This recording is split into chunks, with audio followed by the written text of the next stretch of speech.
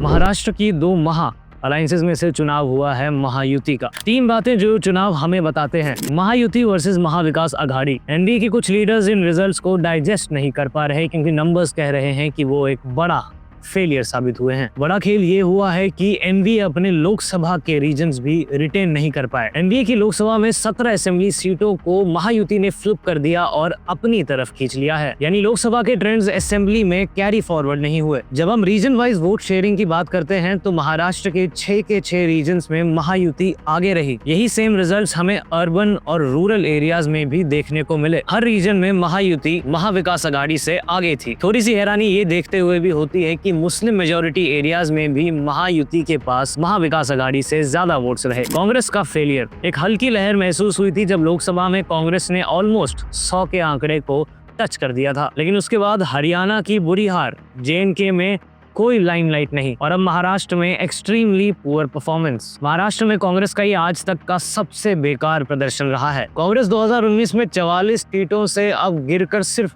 16 सीटों पर आ गई। यानी लोकसभा की स्क्रिप्ट उनके लिए महाराष्ट्र में काम नहीं आई। भाजपा का डोमिनेंस। महाराष्ट्र में भाजपा का ये बेस्ट एवर परफॉर्मेंस रहा है। कुल 288 सीटों में से बीजेपी ने 149 पे कंटेस्ट किया और उनमें से 132 सीटों पे जीत हासिल की, यानी स्ट्राइक रेट ऑफ एक्सेप्शनल 90% और पिछले चुनाव से 27 सीटें ज्यादा। महाराष्ट्र का विदर्भ, जिसे एक कांग्रेस का गढ़ माना जाता था, वहां भी बीजेपी ने 60 में से 52 सीटों पे जीत दर्ज की। इन इलेक्शंस के बाद आप इंडिया में एनडीए की पकड़ देखिए। इन सारी और इन स्टेट्स में एनडीए मेंबर्स की सरकार है। महाराष्ट्र जीतना बीजेपी के लिए जरूरी इसलिए भी है क्योंकि यही आरएसएस का घर भी है। इलेक्शन से पहले भी महाराष्ट्र में सबसे पावरफुल इंडिविजुअल पार्टी भाजपा थी और इलेक्शन के बाद भी भाजपा ही है। लेकिन अब सवाल उठता है कि 132 सीटें हाथ में होने के बाद भी क्या इस बार सीएम की कुर्सी फिर से किसी और पार्टी के पास चले जाएगी?